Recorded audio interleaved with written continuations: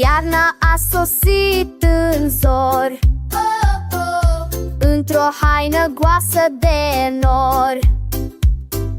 Fulgi din cer coboară acum, copiii ies afară în drum.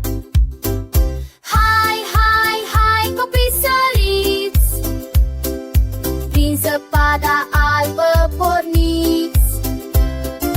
Omul de ne râde cu noi.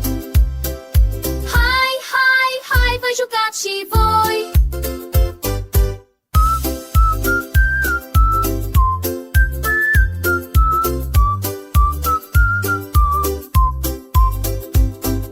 Din zăpada afânată, omul de nea se arată, alb înalt și dolofan, pare un năstrăvan.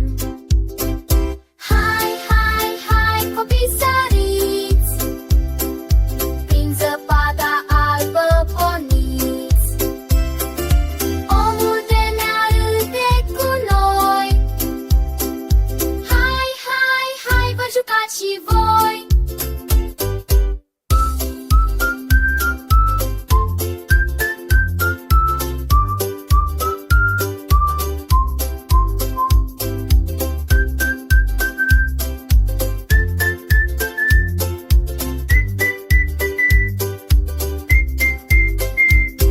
Ochii-ți doi cărbuni lucioși, nasul morcovel frumos, poartă-n cap o oală veche, ce-i stă într-o ureche.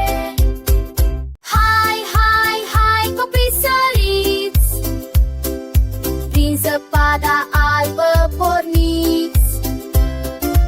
Omul de nea râde cu noi. Hai, hai, hai, vă jucați și voi. Wow, cât de mare e! E perfect! Cel mai frumos om de zăpadă!